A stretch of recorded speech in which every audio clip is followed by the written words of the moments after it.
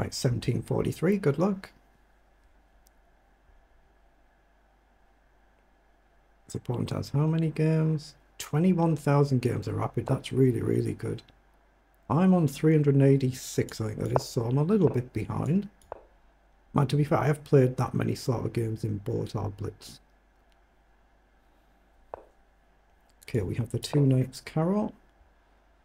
Can get very attacking, so I need to pay attention here, or it's very easy to go wrong. And he goes for a very attacking line. So take, knight up, pawn up, try and just develop. Yeah, let's play knight up.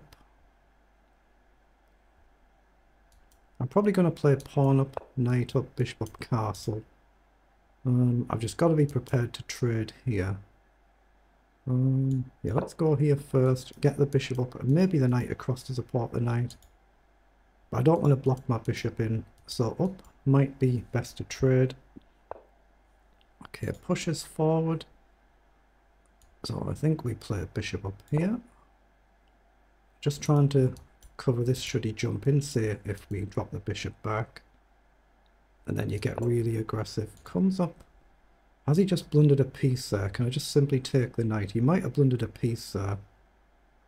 So gain a knight, lose a queen, gain a queen. I think he's blundered a piece. I think I just take. And if he takes, I take here. If he takes, I take here. It's a really, really simple tactic to miss that. Of course, if he drops his bishop back somewhere, I can drop my bishop back. So we should have gained a piece out of that. I'll pre-move in case he takes the knight. He does. If he takes my bishop, I take his bishop, and we've suddenly gained ourselves a free bishop. So it doesn't matter how I take. I guess I go with the rook just to keep the castling option alive. So a bit lucky there. It's really easy to miss a simple tactic like that. It's something just to be aware of. I think I just want normal development here. There is no pawn to fly down. There, I don't mind if he takes or pushes, so I'm just going to get castle, drop the bishop back somewhere. He does go forward. Does it matter where I go? Actually, I'm going to go here and put the bishop on f6 and target this pawn. I've got to still pay attention. There's a bit of a pawn storm coming, so let's get the rook across.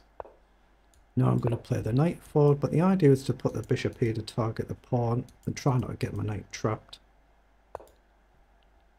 Okay, so do I just simply come back? Do I go here? If I go here, I might actually get trapped. So I'm just simply going to come back. Doesn't matter if I spend a few moves. I just got to pay attention to this pawn storm here. Oh, now he's allowed my knight to go straight back again and can't kick it out now. So I can play a bishop up. I can just take there, I guess. I don't see any reason not to just take there and maybe bishop up. Actually, I'm going to kick the rook first. Give my king a bailout square and put the bishop on g7. Then the bishop's going to always be targeting the pawn. I can maybe throw in f5 as well. Try and gain a lot of space and then put the bishop behind. I think that makes sense.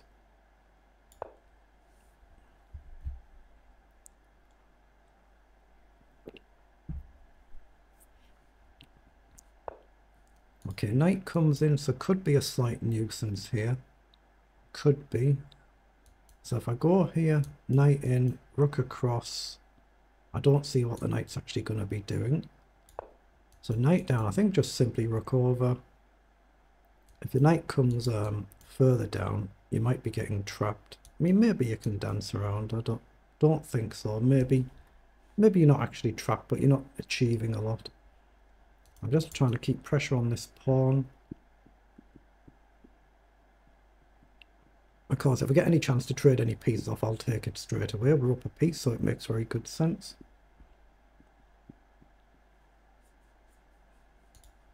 Just click anywhere there and it clears the markings that you've done.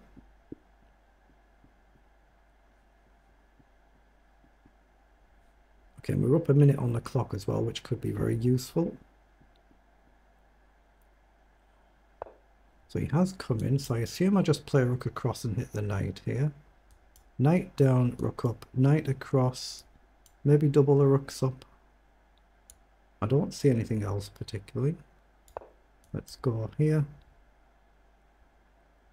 Yeah, I'll probably just aim to double up. Oh, he's gone back. Okay. In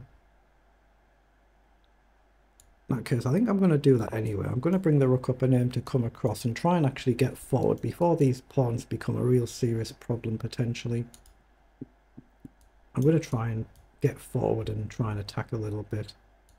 Not sure how just yet, but maybe knight across and then the rooks can fly forward.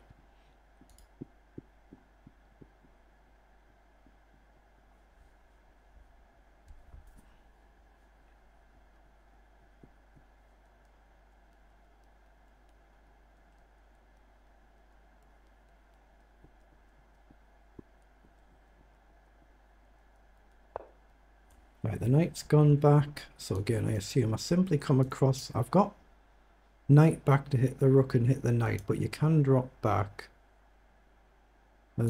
Takes, you still could. I don't see it being a trick, so I'm going to play across.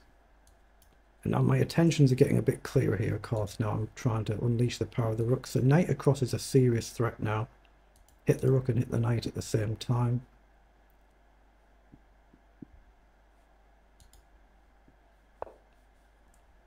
Okay, so I can probably grab a pawn and take here. It's whether it's opening it up for my opponent. So if we grab a pawn, say you take this way, we take, the rook's getting forward. So take, rook down. I mean, I can check, trade off, king up, go behind, say this pawn. You take here, I take here. You've got an outside pawn, but I am 2 pawns up and I'll be a pawn up, sorry, a pawn up and a piece up.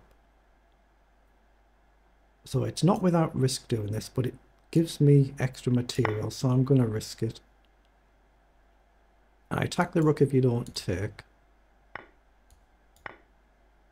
It might be worth not trading a set of rooks off, I'm not sure. Just the more material I can get off in principle, the better I should be, because I'm up a clean piece. So I should be better trading the rook, but obviously there is this potential to get an outside pass pawn. Or even to try and get this, and he's got a more advanced pawn. Now here, I assume I can come behind this pawn, then that rook's tied down a bit, and then bring the other rook forward. I could just go here actually, because that looks strong. If he moves, I just take his pawn. Actually, this looks clean, because if he doesn't trade, I'm potentially threatening to take the pawn. If he defends his rook, then the bishop hits the other pawn. So this looks a little bit cleaner. So I've pre-moved in case he takes. You can see the squares are darker there. Just showing that I've done a pre-move.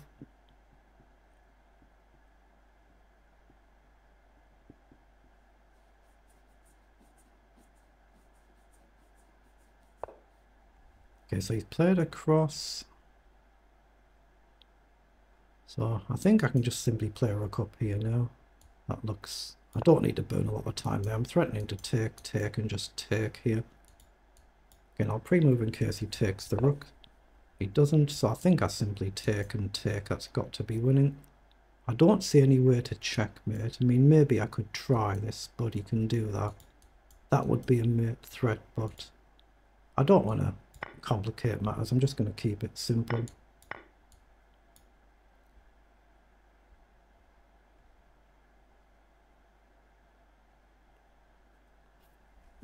Rook behind the pawn, I'll just shuffle the rook across 1 square. Okay, so I assume I just collect the danger pawn, so it's just this to worry about now. Okay, get my king out the way. I've just got to worry about this pawn, and that should be good enough. And I've got my own pawn here.